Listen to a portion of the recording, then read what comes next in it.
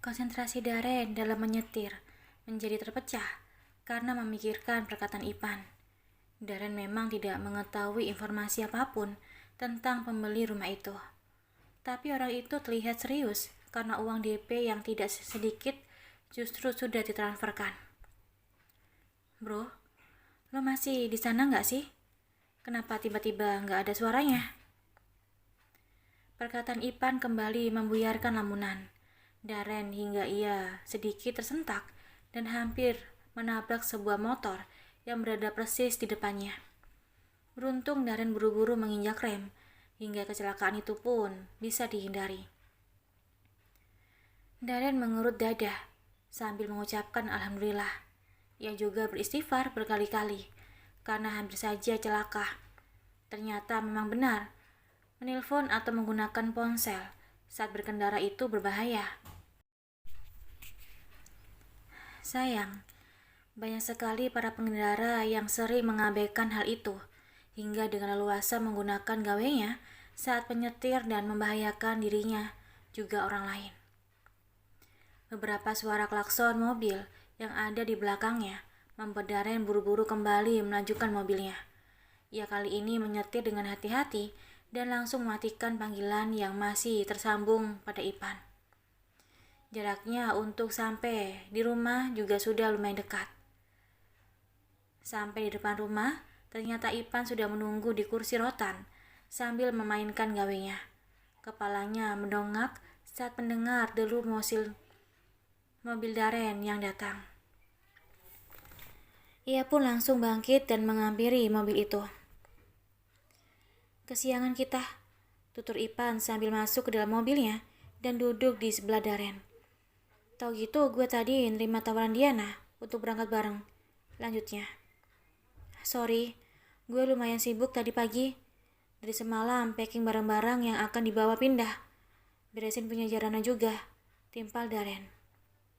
Punya Jarana? Apa lo masih mau nyimpen barang-barangnya?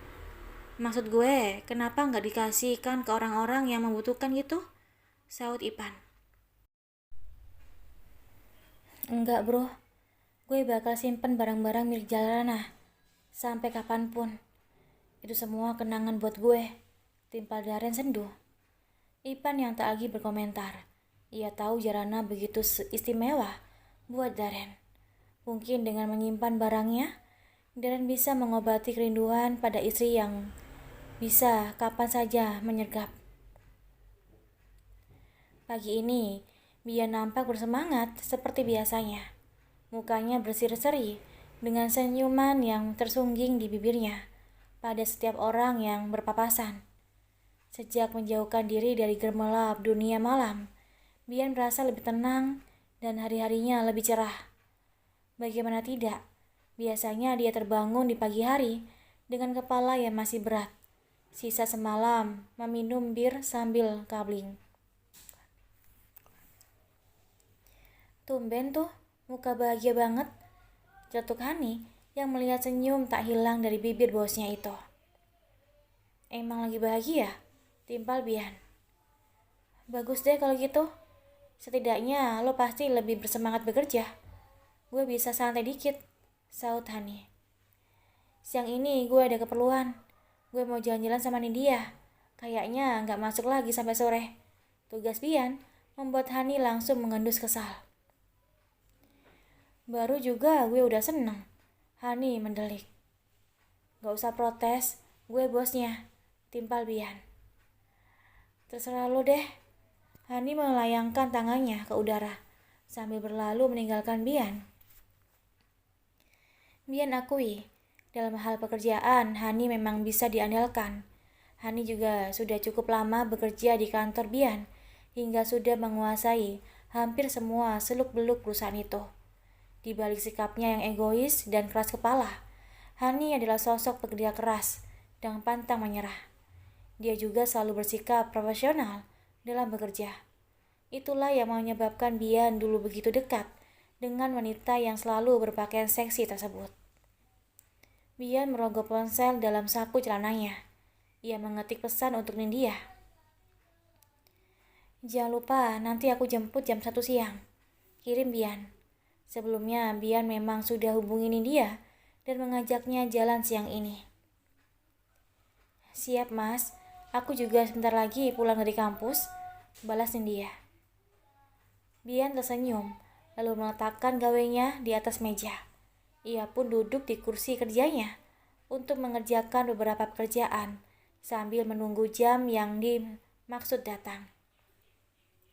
Saat jam menunjukkan pukul 12:30, barulah Bian bangkit dari duduknya dan segera bersiap untuk pergi.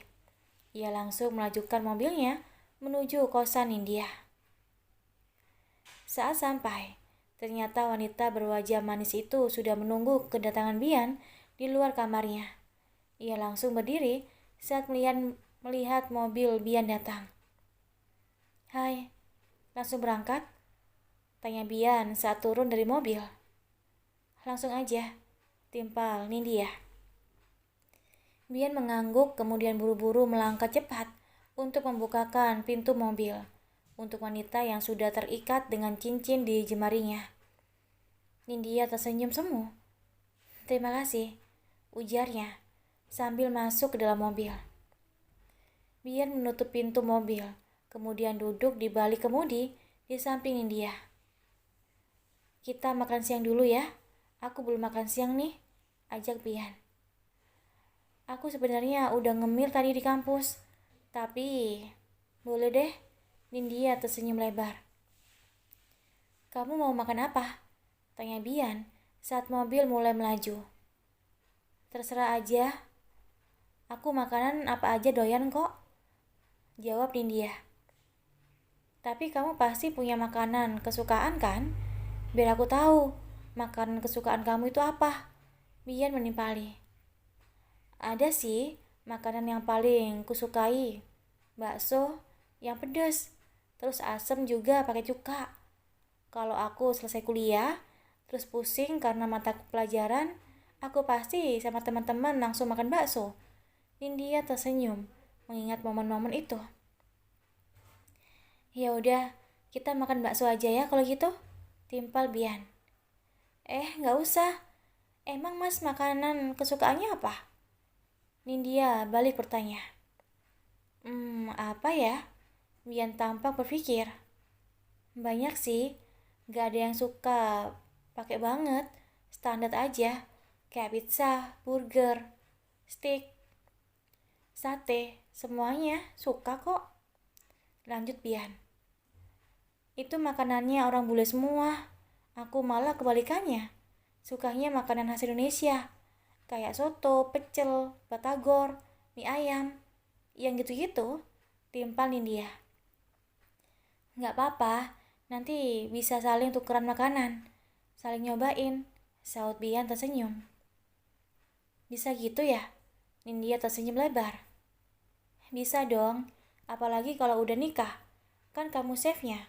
Apa aja yang kamu masak, aku pasti makan," jawab Bian membuat Nindya tersipu malu. Bian yang melirik Nindya dengan ujung matanya pun ikut tersenyum. Dadanya mulai merasakan getar-getar aneh yang tak biasa. Apalagi penampilan Nindya kali ini terlihat berbeda. Ia memakai rok panjang berwarna lavender dengan baju terusan tangan panjang berwarna putih. Jilbab yang serupa dengan roknya membuat Nindya nampak begitu anggun. "Ngomong-ngomong, hari ini kamu cantik banget," ujar Bian. Wajah Nindya memerah. Ia menunduk, menyembunyikan wajahnya yang terasa panas. "Emangnya sebelumnya aku gak cantik ya?" timpal Nindya sambil berusaha menyembunyikan debaran hebat dalam dadanya. "Bukan gitu, kamu selalu cantik. Hanya saja hari ini lebih cantik," timpal Bian apa adanya. "Model-model kamu, tapi jauh lebih cantik dari aku," Nindya berkata lirih. Ia selalu merasa rendah diri jika mengingat wanita-wanita yang selalu mengelilingi tunangannya itu. Cantik-cantik dengan bodi aduhai. "Cantik paras itu biasa, yang luar biasa itu cantik hatinya," timpal Bian. Nindya terdiam. Ia bingung harus menjawab apa. Namun sebagai wanita yang memiliki berpikiran cerdas, Nindya bisa menangkap bahwa wanita yang diinginkan Bian itu bukan yang hanya cantik luarnya saja, tapi juga dalamnya, alias inner beauty. Sampai juga, yuk turun, ajak Bian sambil membuka sabuk pengamannya. Nindya mengedarkan pandangannya ke sekeliling melalui kaca jendela mobil. Ternyata ia sudah sampai di depan sebuah kedai bakso yang sangat laris dan terkenal. Kita jadinya makan bakso? Tanya Nindya menatap Bian yang sudah bersiap untuk turun. Iya, kan kamu tadi bilang makan favoritnya bakso. Bian tersenyum manis. Yuk turun, ajaknya sambil membuka pintu mobil. Mereka pun turun berbarengan. Bian dan Nindya berjalan beriringan menuju kedai yang masih ramai. Meski jam istirahat sudah cukup lama berlalu, tempat itu memang selalu ramai setiap waktu. Mereka pun duduk di kursi yang sekitar tak terlalu ramai orang. Tak berselang lama, seorang wanita yang bekerja di kedai tersebut menghampiri Bian dan Nindya menanyakan pesanannya.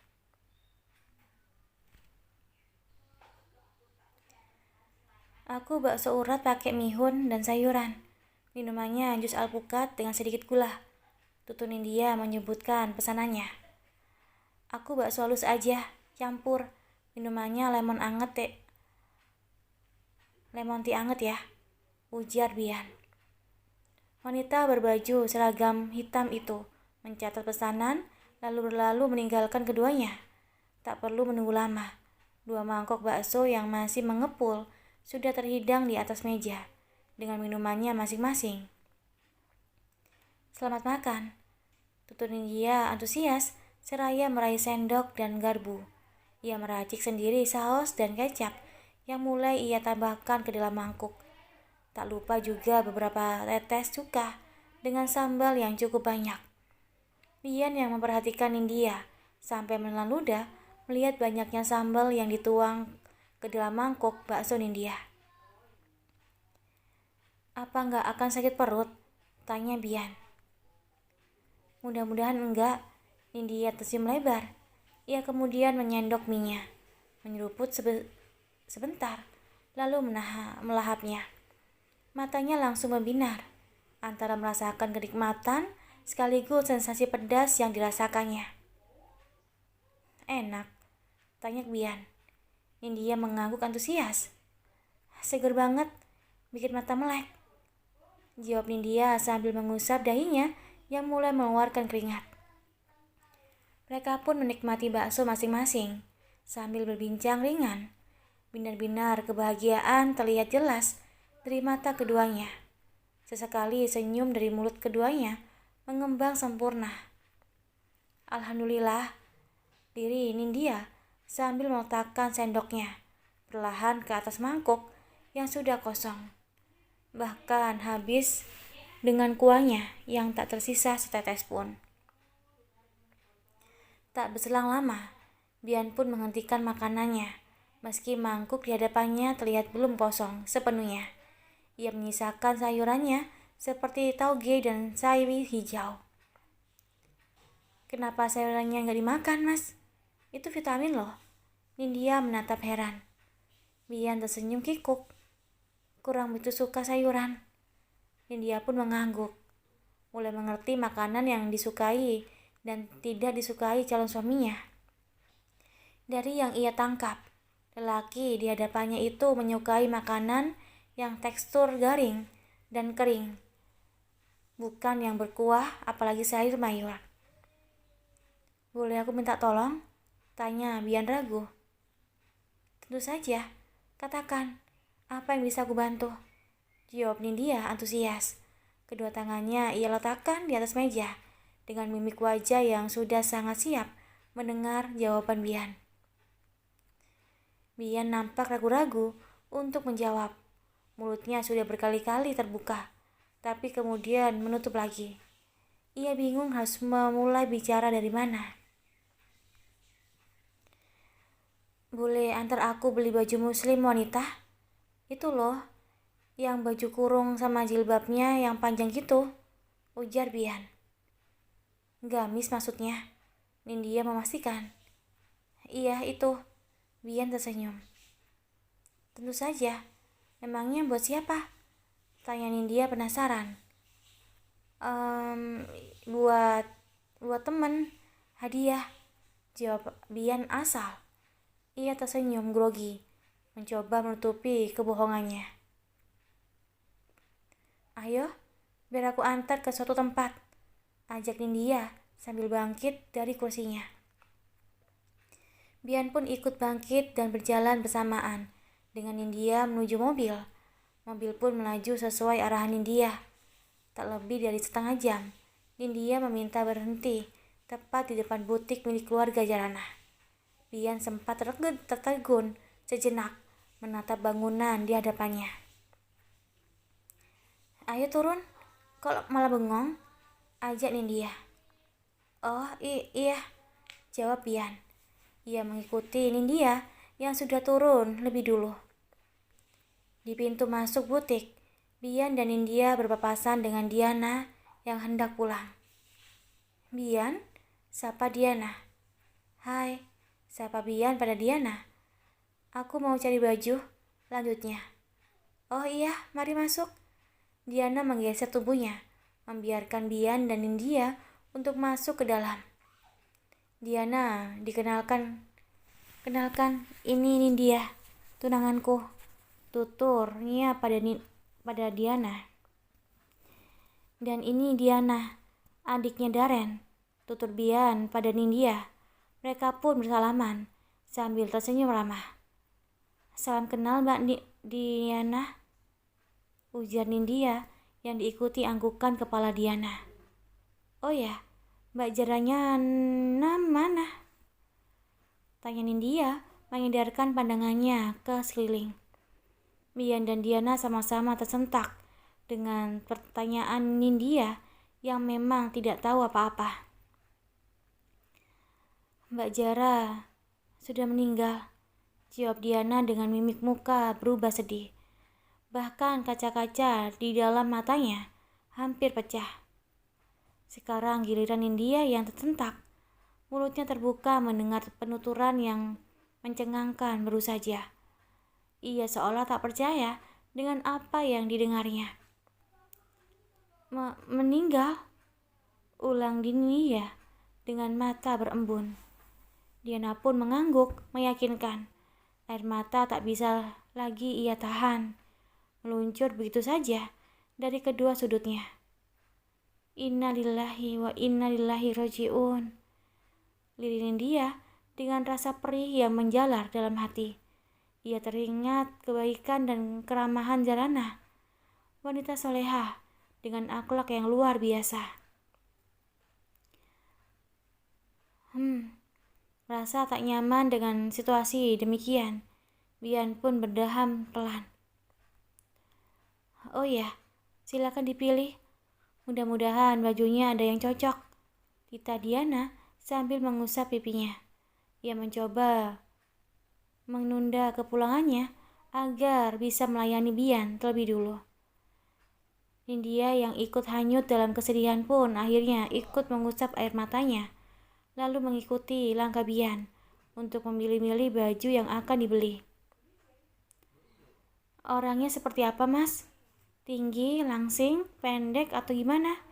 Tanya Nindya. Sedang sih, nggak terlalu tinggi, nggak terlalu pendek juga. Nggak beda jauh sama kamu, jawab Bian sambil menerawang mengingat postur tubuh Jarana. Ini bagus, Mas. Nindya memperhatikan gamis berwarna lemon di hadapannya. Iya, boleh deh. Kalau ada sama warnanya agak gelap, jawab Bian. Nindya pun kembali melihat-lihat baju yang berjejer di butik itu. Lalu ia memperlihatkan baju berwarna biru dongker dan abu tua. Bian selalu saja mengangguk dan meminta Nindya untuk memasukkannya ke dalam keranjang belanjaan. hingga keranjang itu kini sudah dijejeli oleh beberapa potong baju beserta jilbabnya. Kamu boleh ambil baju mana yang saja yang kamu suka. Anggap aja sebagai ucapan terima kasih karena sudah membantuku, Tita Bian. Ya ampun mas, kamu ini kayak sama siapa saja. Gak perlu, aku bantu kamu ikhlas, tolak Nindya. Oh ya, bukankah aku ini tunanganmu? Aku berhak membelikanmu apa saja. Kekebian, laki-laki itu makin merasa kagum pada wanita pilihan orang tuanya. Nindya tak seperti kebanyakan wanita lain yang selalu memanfaatkan keadaan. Akhirnya Nindya pun memilih satu baju berwarna salem dengan corak bunga di bagian bawah. Ia lalu memasukkan baju itu ke dalam keranjang. Cuma satu, tanya Bian. Nindya mengangguk. Bajuku banyak kok, masih pada banyak layak pakai. Bian tersenyum tipis. Ia lalu mengajak Nindya ke bagian kasir. Beli bajunya banyak banget mas, ujar Diana yang masih menunggui Bian setelah selesai berbelanja. Iya, buat teman, jawab Bian sambil mengeluarkan sebuah kartu dari dompetnya, lalu memberikannya pada kasir. Totalnya 10.500.000, ujar kasir setelah memasukkan baju yang berjumlah 5 potong itu. Kasir pun menyerahkan kembali kartu itu beserta baju yang sudah dimasukkan ke dalam paper bag sambil mengucapkan terima kasih dengan ramah. Terima kasih ya mas, udah belanja di sini, tutur Diana. Wanita yang sekarang selalu berpenampilan tertutup itu mengantar Bian dan Nindya sampai ke pintu keluar. Sama-sama, salam buat Daren dan Ipan, jawab Bian tersenyum ramah. Insya Allah, nanti aku sampaikan, timpal Diana. Mari mbak, ujar Nindya sopan sebelum masuk ke dalam mobil, mengikuti Bian yang sudah masuk lebih dulu. Kita mau kemana lagi? Tanya Nindya. Ia menatap jam kecil di pergelangan tangannya. Sudah pukul 3 sore. Aku mau ke suatu tempat, nganterin baju-baju ini. Kamu ikut ya? Ajak Bian menatap Nindya. Memangnya baju-baju itu untuk siapa sih? Kayaknya spesial deh. Bukan sekedar teman? Tanya Nindya penasaran. Ada cemburu dalam nada suaranya. Aku mau menceritakan sesuatu sama kamu. Aku gak mau ada sesuatu yang disembunyikan di antara kita, tutur Bian. Oke, ceritalah, timpal Nindya dengan jantung berdetak kencang. Nindya berpikir Bian akan menceritakan tentang seorang wanita yang menjadi pacarnya, tetapi tidak direstui oleh orang tuanya. Seperti halnya yang terjadi di cerita atau di film. Sebenarnya baju-baju itu buat Mbak Jarah, tutur Bian pelan. Nindya mengerit, keningnya berkerut menjadi beberapa lipatan. Mbak Jarah mana? Bukankah Mbak Jarah sudah meninggal? Atau ada nama Jarah yang lain? Nindya semakin dibuat penasaran. Bian menggeleng. Mbak Jarah belum meninggal, tutur Bian. Apa? Pikir Nindya dengan mata melebar, bingung dengan situasi yang dihadapinya. Baru beberapa menit yang lalu, ia mendengar Jarana meninggal dari adik iparnya. Tapi kini, tiba-tiba ia mendapat pengakuan bahwa Jarana masih hidup dari tunangannya.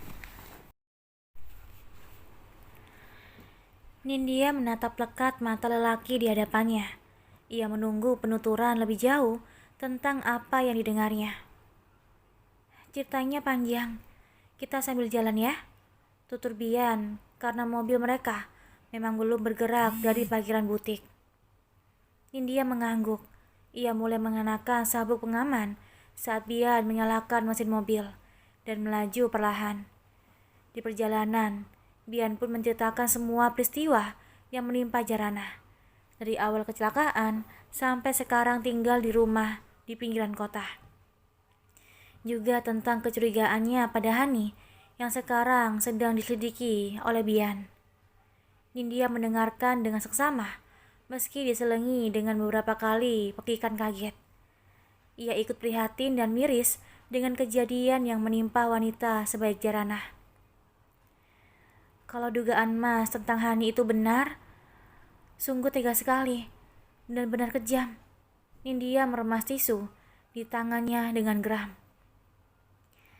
Iya, seperti itulah. Makanya aku belum bolehin Mbak Jara pulang ke rumahnya. Semoga saja aku bisa segera menemukan bukti kejahatannya dan menjebloskan dia ke penjara. Timpal Bian. Nindya pun ikut mengaminkan.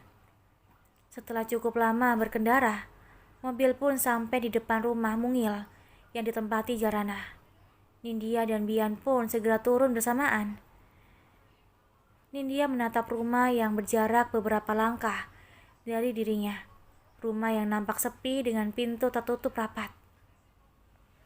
Yuk, ajak Bian sambil menenteng paper bag berisi baju-baju tadi. Laki-laki berkulit putih itu mengetuk pintu dan sesaat kemudian Mbak Rohma pun membukanya. Mbak Rohma sedikit tersentak saat melihat Bian ternyata tidak datang seorang diri. Meski akhirnya wanita yang selalu mengenakan jilbab kurung itu tersenyum kikuk pada Nindya yang diajak masuk oleh Bian. Mbak Jarana mana, Mbak? Tanya Bian sambil meletakkan paper bag di atas sofa. Ada di belakang, nemenin Mbak mau masak, jawab Mbak Rohmah. Sebentar, saya panggilkan dulu, lanjut Rohmah sambil berlalu ke arah belakang.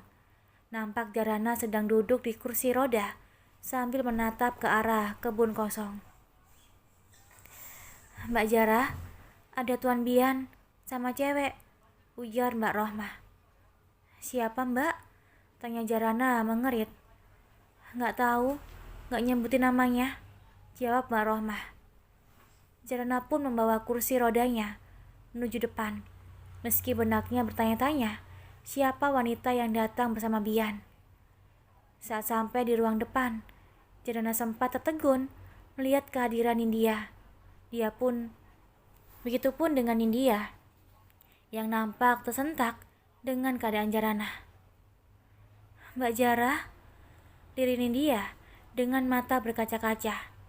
Dia bangkit dari duduknya dan menghampiri Jarana. Masya Allah Nindya, ujar Jarana berbinar. Gimana keadaan Mbak sekarang? Tanya Nindya. Alhamdulillah, sedikit demi sedikit mulai ada kemajuan. Ini semua berkat pertolongan Allah melalui tangan Bian, timpal Jarana. Mengetahui Bian sebaik itu membuat Nindya semakin kagum padanya. Benih-benih cinta yang mulai tumbuh di hatinya, seolah disiram pupuk yang menyebabkan cinta itu kian merekah. Oh iya Mbak, Mas Bian bawakan sesuatu untuk Mbak Jara, tutur Nindya sambil melirik Bian dengan senyuman. Wah, repot-repot segala, timpal Jarana. Tak enak karena sering merepotkan Bian. Ini Mbak, Nindya pun memberikan paper bag yang ada di samping Bian. Melihat paper bagnya saja, Jarana tahu kalau itu baju dari butiknya. Jarana menerimanya dengan tangan gemetar. Kerinduannya semakin meruak hebat dalam dadanya. Dia rindu butik, rindu Diana, terutama rindu suaminya dan Kalista. Terima kasih banyak, Bi, ujar Jarana dengan mata yang mulai basah. Ia tak dapat lagi menahan kesesakan dalam dadanya. Kerinduannya kini sudah tak terbendung lagi. Sama-sama. Mudah-mudahan kondisi Mbak cepat pulih dan bisa segera pulang ke rumah, timpal Bian yang diaminkan oleh Jarana dan Nindya.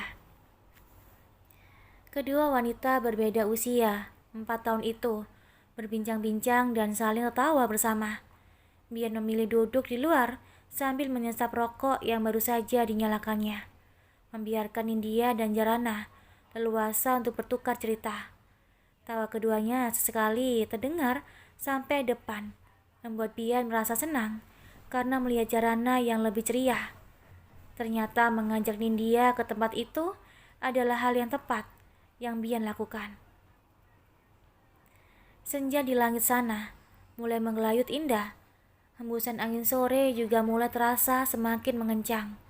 Bian yang sedang memainkan ponselnya menengadah, menatap hamparan langit yang sudah terlihat menguning. Ia pun bangkit dari duduknya, kemudian berdiri di ambang pintu depan. "Yuk pulang, udah sore," ajaknya pada Nindya. Nindya pun menoleh. Ia mengangguk meski nampak berat. "Aku pulang dulu ya Mbak. Kapan-kapan aku kesini lagi nemenin Mbak. Semoga Mbak cepat pulih dan segera berkumpul bersama keluarga," tutur Nindya. Jarana pun mengangguk. "Terima kasih banyak ya Nin," tuturnya. "Kami pulang ya Mbak. Kalau butuh sesuatu jangan lupa hubungi aku," pesan Bian. Lelaki itu memang memberikan sebuah ponsel untuk Jarana agar mudah menghubunginya. Bian dan Nindya pun keluar rumah bergantian. Malam ini, Daren dan seluruh pengisi rumah itu bersiap untuk pindah. Seluruh koper sudah berjejer di tengah rumah. Mereka sedang menunggu mobil box yang disewa Daren untuk mengangkut semua barang-barang milik pengisi rumah. Sementara barang-barang yang ada di rumah itu memang dijual seluruh beserta isinya. Mobil yang ditunggu pun datang. Daren dibantu Mbok Darmi dan supir mengangkat koper dan tas jinjing yang jumlahnya lumayan banyak. Sementara Hani masuk mobilnya dengan wajah ditekuk dan kusut. Sore tadi, orang yang diutus oleh Bian untuk mengurus berbagai macam surat-surat rumah sudah datang menemui Daren. Ijab kabul penjualan dan pembelian rumah itu pun sudah terjadi. Hingga rumah itu kini mutlak bukan milik Daren lagi. Setelah semua koper dan barang-barang pribadi diangkut semuanya, Daren pun masuk ke dalam mobil, diikuti oleh Mbok Darmi dan Astri yang menggendong Kalista. Mereka menatap sejenak pada rumah yang meninggalkan banyak kenangan itu, melalui kaca jendela mobil yang sengaja Daren buka. Daren menghela nafas panjang, kemudian menutup kembali kaca jendela mobilnya. Ia menyeka air mata yang sempat menetes di pipinya, kemudian mulai melajukan mobilnya, diikuti mobil Hani dan mobil box di belakangnya. Tak jauh dari rumah itu, sebuah mobil mewah mulai bergerak mendekati ke rumah bekas Daren. Saat mobil Daren dipastikan sudah menjauh, Bian, sang pemilik rumah itu, sekarang turun dari mobilnya. Ia pun mulai membuka kunci rumah, berjalan menyusuri ruangan demi ruangan hingga akhirnya berhenti di kamar Hani. Ia memeriksa seluruh sudut kamar Hani, termasuk lemari dan laci, untuk mencari bukti apa saja yang bisa didapatkannya. Sekecil apapun bukti itu akan sangat berguna untuk Bian. Mungkin saja Hani meninggalkan jejak bukti kejahatannya di rumah itu karena merasa Daren dan yang lainnya tidak akan menginjakkan kaki di rumah itu lagi. Benar saja, Bian menemukan sebuah obat tetes yang ia yakini bukan sembarangan obat tetes. Ia juga menemukan secari kertas bertuliskan deretan nomor telepon. Bian segera mengamankan barang bukti itu ke dalam saku celananya. Dan yang paling mencengangkan, Bian menemukan sebuah foto Jarana yang sudah dicoret-coret oleh tinta merah di laci. Foto itu memang sudah dirobek, namun dari beberapa sobekan yang disatukan, Bian tahu persis kalau itu adalah foto Jarana dengan tulisan Dead. Setelah cukup lama menggeledah rumah itu, laki-laki yang mengenakan masker hitam itu keluar dari rumah dan kembali menguncinya. Tugasnya kini mencari tahu obat tetes yang ditemukannya dan melacak nomor telepon yang ditemukannya. Darren dan yang lainnya akhirnya sampai di rumah Sarah. Diana dan Ipan yang sudah mengetahui kedatangan kakaknya itu menyambut kedatangan mereka dengan hangat. Diana juga langsung mengambil Kalista dari pangkuan Astri. Jika yang lainnya memasang wajah senyum dan ramah, berbeda dengan Hani yang mukanya masih cemberut dan kesal. "Kalau mau istirahat, langsung ke kamar aja ya, Mbak," ujar Diana pada Hani. Diana yang memang dari dulu tidak menyukai kakak iparnya, keduanya itu, berusaha bersikap ramah. Ia tak ingin dalam kondisi seperti itu menambah masalah dengan berselisih seperti istri kedua kakaknya itu. "Bi, tolong antar Mbok Darmi dan Asri ke kamarnya ya," Tita Darren pada Bi Asih. Bi Asih mengangguk kemudian mengajak Mbok Darmi dan Asri untuk mengikutinya. Mereka memang pernah beberapa kali bertemu saat ada acara hingga sudah tak terlalu canggung. "Ini kamarnya, Mbok," tutur Bi Asih sambil membuka pintu kamar yang belum luas dan bersih terawat. Itu kamar saya," Bi Asih sambil menunjuk kamar yang berada persis di sebelah kamar itu. "Ayo Tri," ajak Mbok Darmi pada Astri. Mereka memang akan tinggal sekamar di rumah itu. Sementara Darren mengajak Hani untuk naik tangga menuju kamarnya. "Itu kamarmu," tunjuk Darren pada kamar berpintu coklat. "Loh, kita nggak sekamar?" tanya Hani saat melihat Darren justru masuk ke dalam kamar yang berbeda. "Ini kamar Jarana. Setiap kali dia kesini," jawab Darren. "Tapi Mas, Jarana itu sudah meninggal. Kamu harus terima itu. Ini malah disediakan kamar. Mana barang-barangnya juga dibawa semua. Kenapa nggak dibuang saja coba? Atau paling nggak dikasihkan sama orang lain?" timpal Hani ketus. Kepalanya mendidih setiap kali mendengar nama Jarana. Apa-apa untuk Jarana, apa-apa punya Jarana. Padahal dia sudah mati, pikir Hani. "Sudahlah Han, tak perlu banyak bicara. Aku sedang tidak ingin bertengkar. Apalagi di rumah Mama. Kamu tinggal masuk ke dalam kamarmu. Nanti aku temani tidur di situ. Tapi bukan di kamar ini," tutur Darren berusaha menahan emosinya. Hani mendengus kasar. Kemudian ia berbalik sambil mengentakkan kakinya dan berjalan menuju kamar sebelah. Ia masuk ke dalam kamar yang tentu saja lebih luas dari kamar di rumah sebelumnya. Meski rumah itu jauh lebih mewah dari rumah sebelumnya, tapi Hani merasa tak nyaman berada di sana. Serumah dengan Diana dan suaminya, juga dengan Sarah yang menurut Hani kurang waras. "Han, kita nemui Mama dulu ya." Tiba-tiba Darren sudah berdiri di ambang pintu kamar yang memang tidak tertutup. Hani memutar bola mata malas. Meski akhirnya bangun juga dari duduknya sambil mendelik ke arah Darren yang sudah menuruni tangga. Hani mengikuti langkah Darren menuju kamar Sarah. Di dalam kamarnya, Sarah sedang duduk bersandar di kepala ranjang dengan tatapan kosong. Bahkan ia tak mempedulikan kedatangan Darren yang kini duduk di sampingnya. "Ma, ini Darren," diri Darren sambil menggenggam tangan Sarah lalu menciumnya. "Mulai hari ini, Darren akan tinggal di sini, nemenin Mama. Mama cepat sembuh ya, biar kita bisa berkumpul lagi seperti dulu. Darren kangen cerita sama Mama.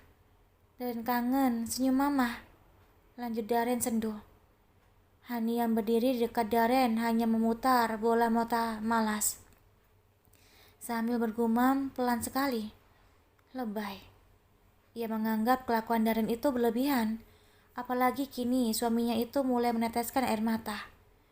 Dari kecil, Hani memang tidak memiliki kedekatan dengan kedua orang tuanya.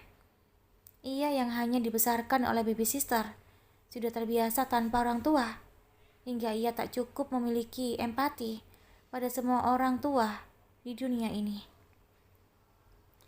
Setelah cukup lama, Darren mengajak Sarah berbincang. Ia pun keluar dari kamar itu, sementara Hani sudah keluar lebih dulu karena ingin mengambil air minum katanya. "Di, Ipan kok belum pulang sih?" tanya Darren. "Iya, katanya kan mau lihat-lihat mobil sama temennya. Sekalian dia periksa mesinnya juga," jawab Diana. "Oh iya, lupa.